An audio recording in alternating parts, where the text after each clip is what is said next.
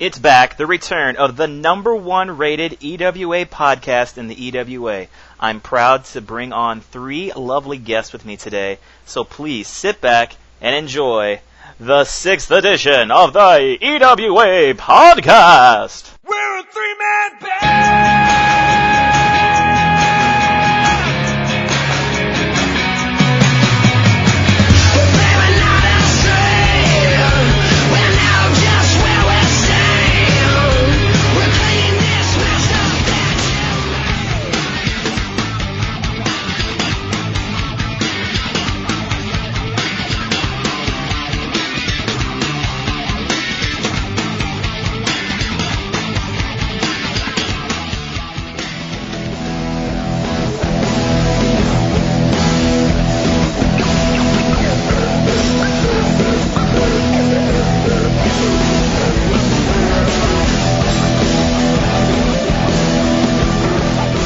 Welcome everyone to the 6th edition of the EWA Podcast. I'm already laughing.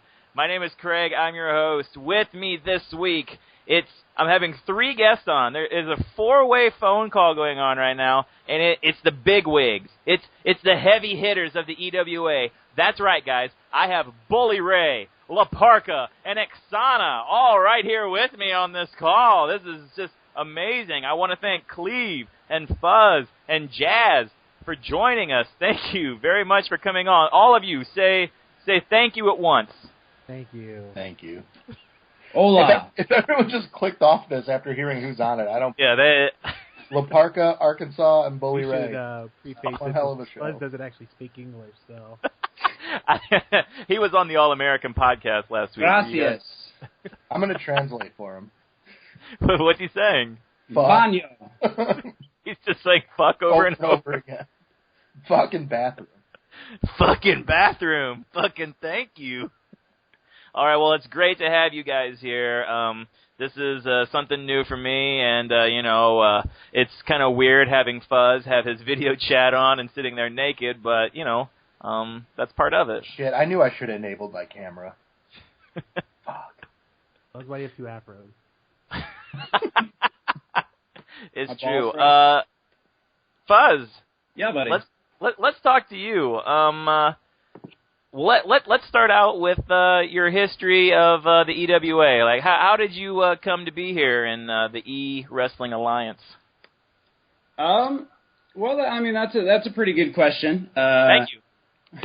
He's good at this. Well, I got tired of being bored to shit over in a little sister fed called TNA, so I started Googling until I found the EWA, and it turns out I found my old buddy Cleve over here. He was already handling about 17 characters. None of which I can really handle. Yeah. So I joined on, and it's been a wonderful ride since then. Now, when you say that you Googled things, what did you Google to find the EWA? E-Fed that Steve is in that's better than TNA. And that led you right to EWA? Yeah, it was the only thing that came up. It was weird. Now, do you and Steve have a history? The sexual? Yeah. Yeah.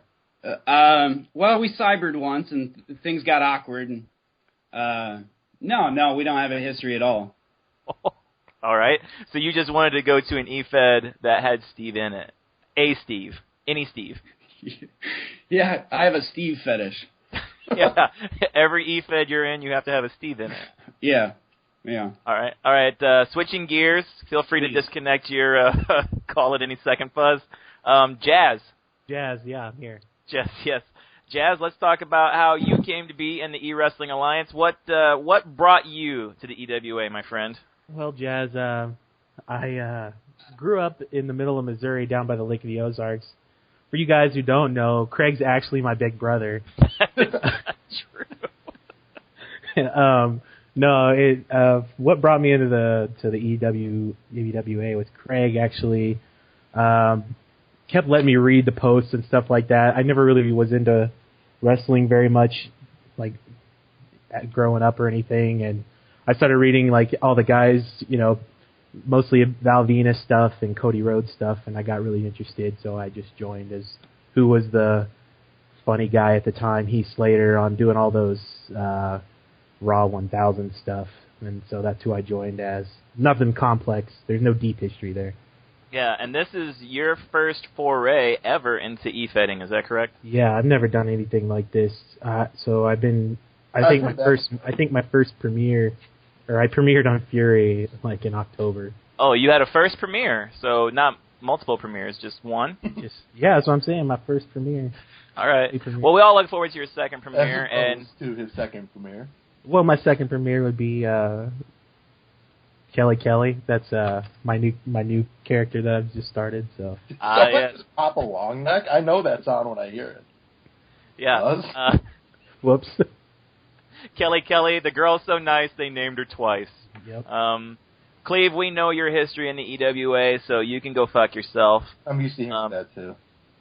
It's nice to have you here again, though. Thank you for coming back on. You Anytime. said you wouldn't come back unless Fuzz was here, so...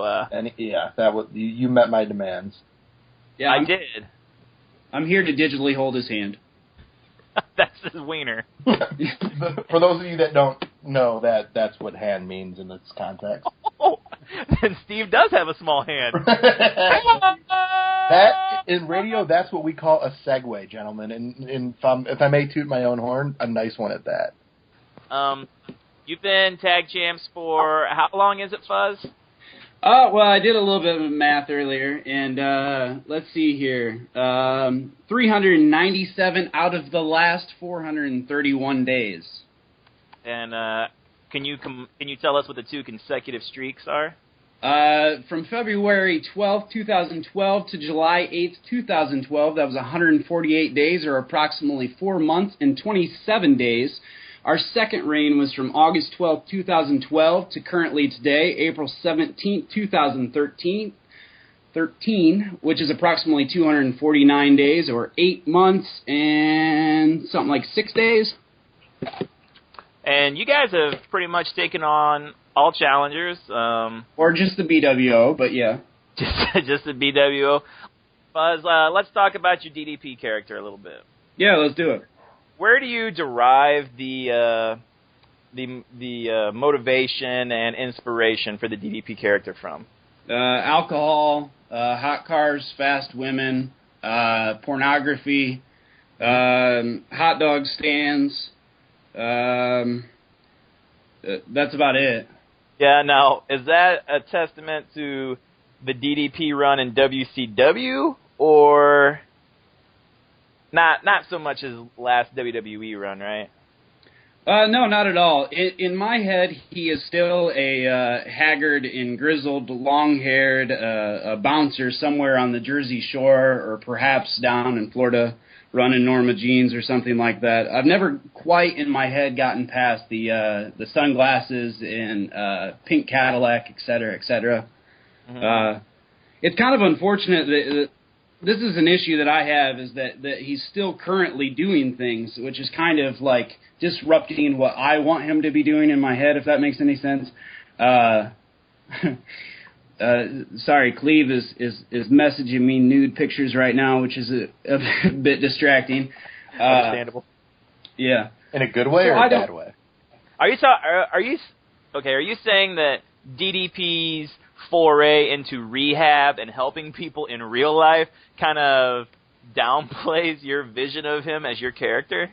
Well, yeah, because I imagine him drunk with Kevin Nash, hanging out, like smelling like cigarettes and bar women and things like that. And so the fact that he's all over the place doing yoga and stretching Jake Roberts' private parts and things like that, I mean, it's a bit distracting and misleading for anybody reading my things, because I'm still portraying like a early '90s Page in my head anyway. Yeah. Yeah, and Jazz? Yeah. How about your portrayal of Heath Slater? Where do you get that from? Well, the original run before I switched him over was a little bit of the actual Heath Slater, but it's more or less my stepdad. He grew up in like the sticks. Like, he's a hillbilly. He does a lot of stupid shit, and that's basically he's basically Heath Slater. So I do want to talk about your initial run as Heath Slater. You had him come in as a as a Southern rock band member type thing. Like, he played local bars, and he actually got his hand bit off by a crocodile and had a prosthetic hand. Yeah. But there was some confusion with your opponent. Yeah, it turned into an urban legend. Yeah, I think I had my very first feud was with James, who plays MVP / Abraham Washington, and he would address it as I just had a stub. And then I think I faced Ed. One of Ed's monikers Ed's runs is Antonio Cesaro, and he had where I just had a hand but no fingers. And yeah, so it's been all kinds of variations of what actually happened. Can we set the record straight right now? Does Heath Slater have 2 working hands? Yes, he does. All right then. And Cleve, since the last time you've been on here, you've come clean about being Taz, and you're a piece of shit for not telling me when you were here. I honestly feel bad about that. Here's what happened, and Buzz and I talked about this the other day. I have just a bone-rattling case of obsessive-compulsive disorder. Jesus Christ, he does. And I get these ideas that I think are great, and I start writing and have all these great ideas and message Newt about them and think they're going to be the next great thing, and like 3 minutes in, I want to kill myself, and it's too late, so I've got to go through with it, and it usually just doesn't turn out very well. But I thought it was cool. What happened was, and folks who have been in the EWA long enough or read enough history know that 2005, somebody near and dear to our hearts who recently had plumbing problems controlled Taz and should have won the Civil War, and I kind of tried to play on that angle, and for I think people who know about that got it, and it was good, and people who didn't just thought it was horrible. Okay, here's my question then. Did you use Taz and Newt's history with Taz to try and springboard Newt's love with Taz into a Civil War victory? Yes. You are such a piece of shit, Cleve. But honestly, you can't read that and actually think that I made a legitimate effort to win it. I don't even think there was any other characters involved. I think I was just talking about Blow and the Sunset Strip and somehow trying to equate that to wrestling. Because having known that Val Venus was coming back at the Civil War, and if I wasn't supposed to say that, my bad, Brett, but having known that, it wouldn't benefit us to try to beat our own guy. So it was sort of like just an effort to try to prove that I'm a good writer and make Buzz proud, and whether or not that happened, I don't know. All right, well, you say that. Did you guys have a problem with Brett coming back as Dean Ambrose and teaming up with Wade Barrett going after the tag team titles? Uh-oh. I don't think problem. By saying problem, I don't think it's doing that justice. Fuzz and I plotted his death on emails that he wasn't involved with. We thought Jazz was on our side, and then he bitched out and said, "Oh, Brett, I'm not serious." Well, we were serious, and there's still about like 5% of us that hate him. Really? Yeah, I mean, I legitimately sent Cleve a message and told him that I was about ready to spoil his whole Civil War thing because I was so furious with the entire thing. Yeah. So you guys held some ill will towards him for going for the tag team titles. Yeah, a match which, mind you, that you were the one who he didn't actually agree to it. You agreed to it for him. Well, I don't have any history with you guys. I want to fucking win the title. Yeah, your history is screwing us over and breaking our hearts, so it came to no surprise when you made that match. Yeah, well, in my defense, you didn't pin us, right? You pinned a guy that wasn't even supposed to be in the match, right? That's how it went down. El Generico, Jericho, whoever. I don't blame whoever wrote that match. I didn't even know who I was facing. I just knew some incarnation of Ed, and I just figured it was some guys that Ed controlled were going to show up. So no, Ed was in that match?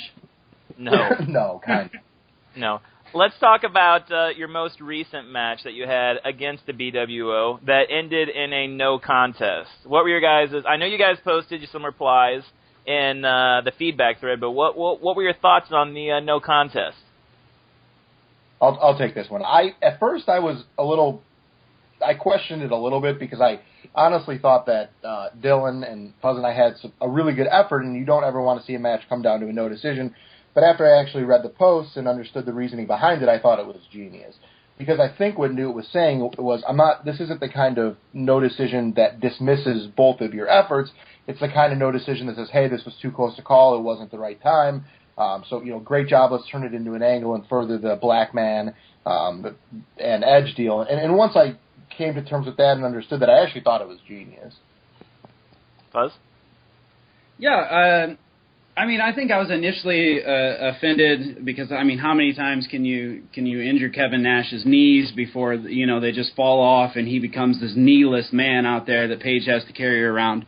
On one hand, I thought that we deserved a clean win because we actually addressed our opponents and didn't just jump out of helicopters and things like that. But on the other hand, I mean, his work was really good, and so I thought even if we lost, that the match deserved somebody to win one way or another. But Newt definitely persuaded me and calmed me down off of my my soapbox, so to speak, and so I don't know. I think we're better off for it because now we have a pay-per-view match, and I think it's a bit of an exciting one, and I think it's going to be a tough challenge, and I'm sure after we beat JD, he'll be back on the podcast drunk saying how frustrated he is with the VC and all of that stuff. So that's exciting. Yeah. Now, do you take it personally? Springboarding off that conversation I had with him, do you take this stuff personally, Fuzz? I think in the history of doing this, the only match I ever took personally was the one with you and Brett. Yeah, I think that's the only match that I ever legitimately wanted to, strangle somebody because I felt betrayed by Brett. First he retires and then he tries to take our titles and things like that. And but no, not normally, to be honest with you. But like at the same time, like when you bust your ass writing something, like you would like a clean victory. At the end of the year when they do all of those tallies, I would like to see that I don't know. In the end, we did successfully defend. Whether we, how the match ended, we're still champions. So I guess that in that regard, I'm pleased. But no, not normally. Well, here's a question for everyone, and I'm going to start with Jazz because he has a shorter history here, and I'll let you guys think about it. Jazz, what's the most difficult match you've had to role play for? Well, I definitely would say the Super Brawl Fatal 4-Way Alternates match. Mm-hmm. Mainly because I got Brett and Craig basically just took me under their wing as like their out of character protege. Like on the back end, what a lot of the probably community people don't know is that they really like coach me, and same with Buzz and Cleve now that I'm in the connection. It's like they all coach me on, this is what you can do better and that kind of stuff. And I didn't have a lot of experience. I didn't have a lot of backstory. Didn't have a lot to write. So it was pretty difficult for me to come up with something when these guys that I'm going against, the alternates, they have a long, rich history. They have history against each other already, so they had a lot of stuff to address and a lot of stuff to talk about. And I think that was pretty difficult for me. So I thought your role plays came out very well for that match, though. I remember going into Super Brawl thinking, we were fairly confident that you had a real legitimate chance to win that match. Yeah, I mean, I don't know how close or not close it was, but what I like, though, the Vegas connection and the actual team and not the connection it is now, the Super Bowl team Vegas connection. Right. What we all thought was that they can't win the actual Super Brawl and sweep with the Fatal 4-Way too, so... Right, that's what we convinced ourselves. That's what we convinced ourselves, and it made me feel better, but... Had we lost the actual Super Bowl match, I'm sure Jazz would have been #1 contender. Yeah, wait, what do you mean you convinced yourself? That's what happened. You couldn't take a clean sweep. Yeah, and I didn't. I mean, I don't know. That's just my friends' opinions and then my own opinion. So obviously it may be skewed and biased. I don't really know, but that's what I felt like, and I felt like I did a good job, and I felt like I wrote that actual character like to the T, and like that I hit it nail in the head as far as addressing what the people that were talking shit on me and that kind of stuff too. So totally agree. Cleve, same question for you. What's the most difficult match you've had in your rich EFED history? You would say there's actually two. John, handler of Steve Carino, when he was running the Fed, was actually very instrumental, kind of getting me acclimated to the EWA way of doing things. Fuzz and I came from a history of email Feds, and the board thing wasn't necessarily new because we had the experience in TNA, but the characters we played in TNA were so different, and transitioning to the EWA, John was very instrumental in that. I was playing Jerry Lynn at the time, who was one of the 17 characters that I've handled. And he set me up in a match with, I don't even know if the person's still around, and if so, my apologies. They were handling Awesome Kong at the time. So it was guy against girl, and the problem was if Jerry Lynn lost that match, as for the national title, I believe, not only would it have been a title match loss, but it would have been very devastating to his character, because how do you come back next week and say, yeah, a chick just beat me? And I understand, watching wrestling would probably help, but Awesome Kong looks like a pretty intimidating chick, but the girl still would have beaten a guy, so that was very difficult just because of what could have happened if I would have lost. Second one was the first Super Bowl that I was a part of, where I was actually the captain, team New Effin' Show. First Super Bowl, something totally different than I'd ever been a part of. So that was very difficult, but also a lot of fun. Yep, and Fuzz, to you. Yeah, I'm gonna go with Super Bowl. I think partially not because of how important it was to win, but because I knew, or at least had the idea that if we won and we could walk out of it and continue on as a group, with the exception of you, that it kind of set us up for a future. And so in that regard, it was extremely important that we walked out of it, because it set us up now for the next 6 months or whatever. Right. And quick little touch on that Super Bowl. Fuzz, do you have anything you want to say about the Barry Blaustein, Cody Rhodes homoerotic writing you did? You liked that, did you? Well, no, I didn't. He didn't like it. He loved it. It's interesting. When writing that, I realized how little I actually knew about Cody Rhodes aside from his mustache. So I decided to play entirely on his mustache, and what I think came out of it was some of the best stuff that I've ever done. But well, I mean that was a joke. It's okay to laugh. If it's any small consolation, I have it printed out, framed, and hanging here in my house. And there's a lot of stains on it, so I would take that as a compliment. Well, aside from let's parlay the homoerotic stuff into the game we're going to play. Oh, did we lose Fuzz? Because I'm okay with that. All right, we're going to go ahead and we're going to play our game now. And this game is called the Vegas Connection Newlywed Game.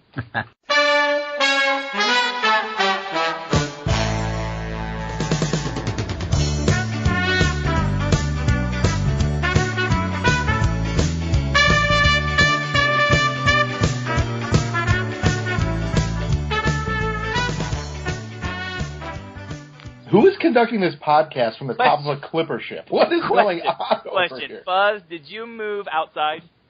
Well, yeah. Maybe. Why? No, nothing. I enjoy the sound of birds on the podcast. That smoke cloud was getting a little thick inside the room. You had to go outside. I got tired of being disconnected inside, so I thought maybe I'd try my phone outside. All right, here we go. And the first question is, you still here, Fuzz? Oh, yeah. Okay. The first question is going to be for Cleve. All right, Cleve, are you ready? Ready. Who is Fuzz's favorite wrestler all time? Man, this is tough. Well, let me throw out some things that are running through my mind, and I can kind of think through it. I know he's a big HBK fan. Obviously a big Page fan, the pink Cadillac, not the stretching of Jake Roberts' private parts. We're both big Shane Douglas fans. That goes without saying. I am going to settle on. I'm going between Jake Roberts and Raven. Let's go Raven. All right, Fuzz. The correct answer was. What answer did I give you again? You gave me Waylon Mercy. Yes, Dan Spivey. No, I think Cleve nailed every person that I would have said had I answered that question honestly. So good job, Cleve. Hey, buddy. You need to remember for the remaining questions, Cleve, that Fuzz may or may not have lied about these answers, okay? All right, Fuzz. I asked Cleve the following question. What wrestler is Fuzz most like? What do you think Cleve said? What wrestler am I most like? Yeah. Keeping in mind, I answered this seriously. And didn't go Al Snow.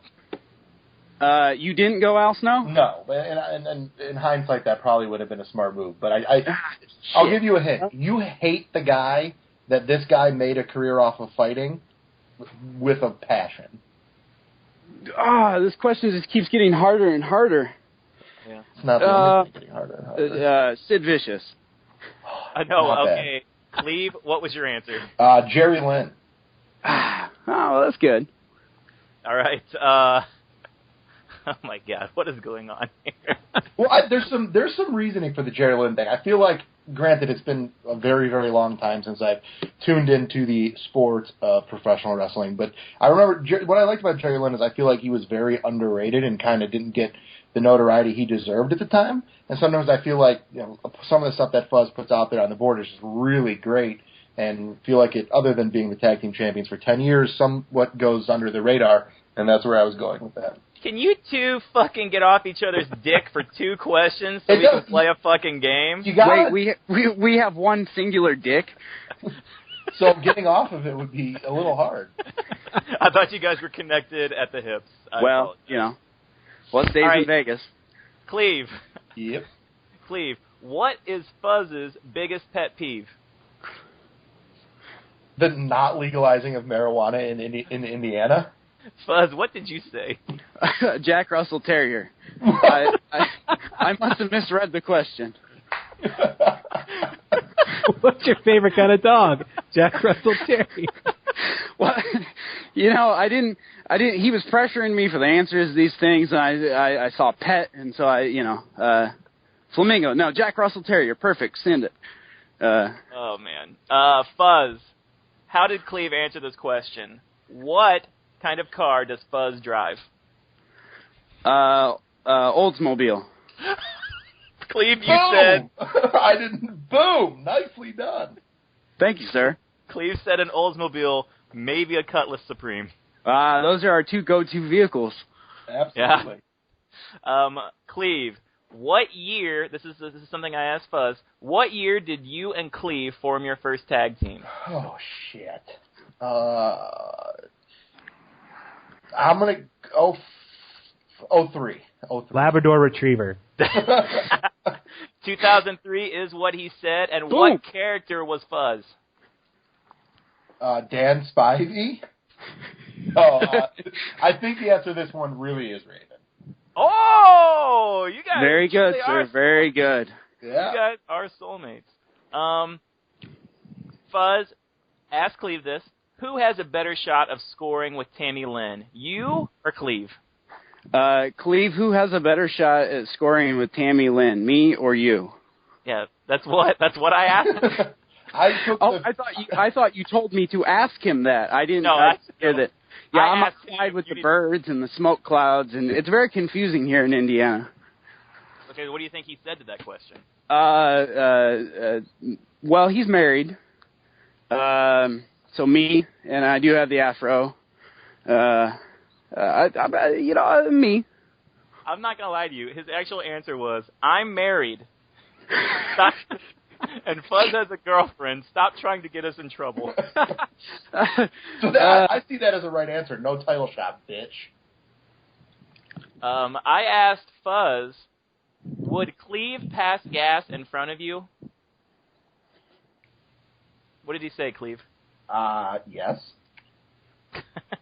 He said Cleve passes everything but his wife. That's how you answer the question. Joints, bowls. That is true.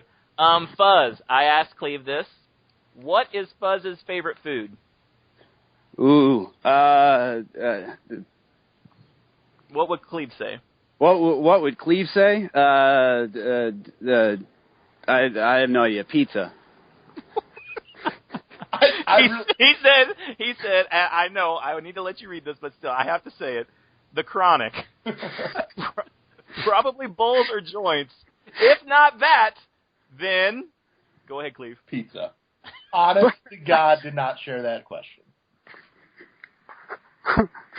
But the question remains: is it the Kron or is it pizza? Well, I'd like to think that they go hand in hand. Yeah, they do. So I guess that's one another hand, one in the other. Another no title shot for Craig. All right, one more for you guys. Cleve, here's what I asked him. Finish this sentence, Fuzz. If Cleve was a cartoon character, he would be... From Cleveland. That was for Cleve. I know you know what you said. God damn it, Fuzz. Superman, because he was created in Cleveland. Does that count?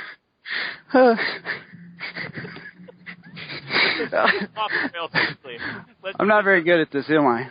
No, you're not. Any of them because they all wear tight spandex? Fuzz, this is for you. Who is most likely to die first in the event of a zombie apocalypse? Jazz, Fuzz, or Cleve? What did Cleve say? Jazz. Why? Well, you didn't ask that part. Yeah, stop trying to get more questions out of this. He actually said that he would die first, as he's as slow as a three-toed sloth. If it came down to running or just getting eaten, I'm just going to get eaten. The running sounds like the more of two evils. I'm like a goddamn gazelle. I'll run for That's days. true.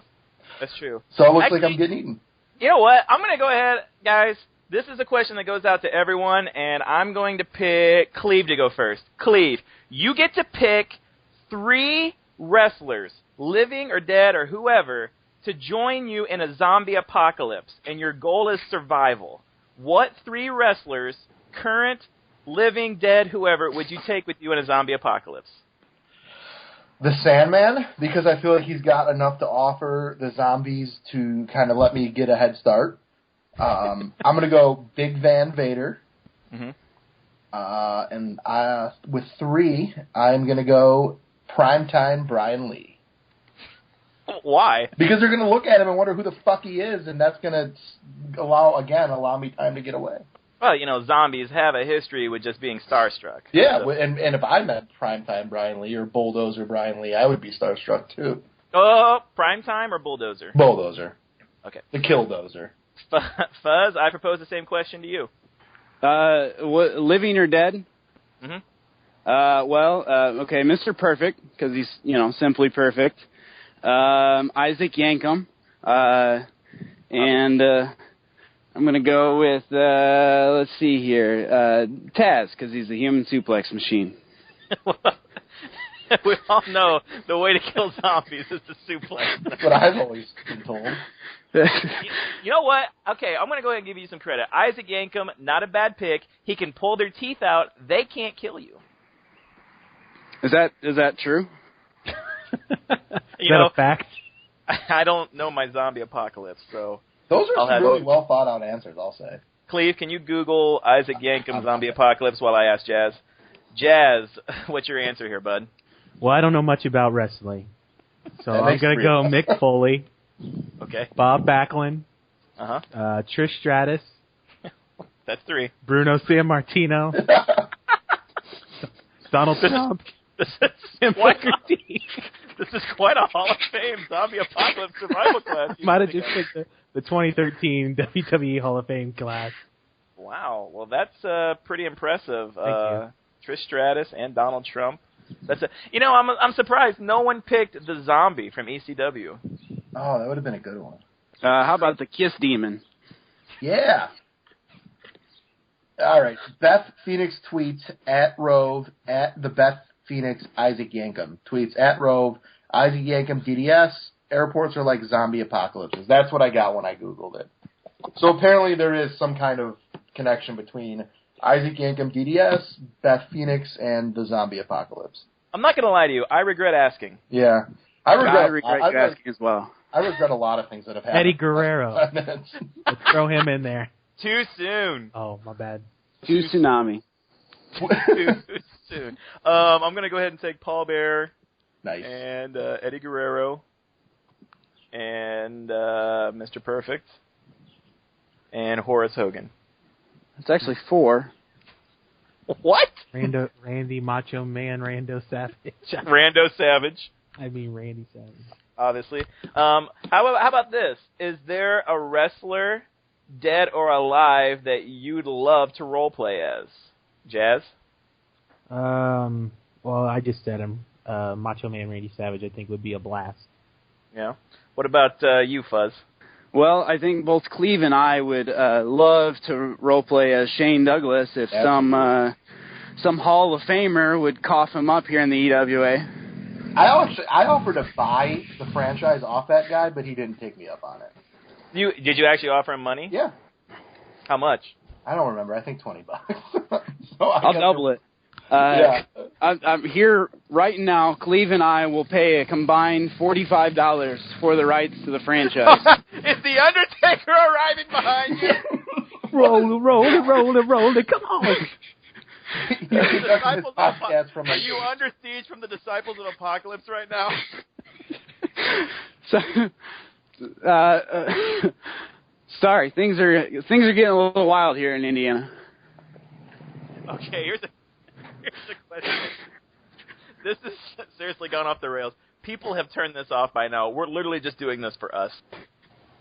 This podcast is going to be a testament to my editing skills. It's going to be like 10 minutes long. I have 55 minutes to use, and I'm going to get about 10 minutes out of it. Last hour, baby. Hopefully you get rid of that first question you asked me where I said that I Google Steve to get into eFeds. I will think about it. You know guys, what was pretty shady about that is we were in a eFed with Steve for 2 years and he never told us about the EWA. I will never forget that. I actually messaged him about it, and I was like, hey, I know that there's this elusive, EWA somewhere. Could you give me a link? And he said, well, it's a conflict of interest. I can't give you the link, but I can tell you if you Google it, you will find it. And it just so happened I found it, and I found that Cleve was already here, and I said, you piece of shit. And that direct quote. Did you just say that out loud, or what? Yeah, and then I found out Ed was here, and I almost left. And then thankfully he left, and, it's been beautiful ever since. A few times. He came back. Now, you guys have a history with Ed, don't you? Mm-hmm. Kind of, yeah. Well, how's that go? We join Feds, Ed joins Feds, Ed leaves Feds, we stay in Feds. So And repeat. Yeah. We our history with this whole thing actually started with Monty in the XCW, and years went by before we'd ever, at least I ever ran into him again. And he's got a lot of history with this whole EWA, TNA, Ring of Honor thing. I see. But you would probably say that the EWA is one of the best run Feds you've seen? I mean, I think it's the greatest of all time. It's no contest. All right. Well, I lofted you guys a softball question, and you knocked it out of the park. I do have an X Division title defense coming up in TNA, so they're a very close second. If those guys are listening, a very, very close second, at least for the next match. There is no way a TNA member is listening to this EWA podcast. No. Just Steve. Just Steve. Steve's little hand is tuning in. Does Steve have characters over in TNA? Yeah, all of them. It's us three. Sounds like a good time then. All right, well, guys, this has been about what I expected it to be. Yeah, I had a good time. I hope you guys had a good time. I want to thank Fuzz and Jazz for joining me. I want to thank Cleve for coming back for a second time.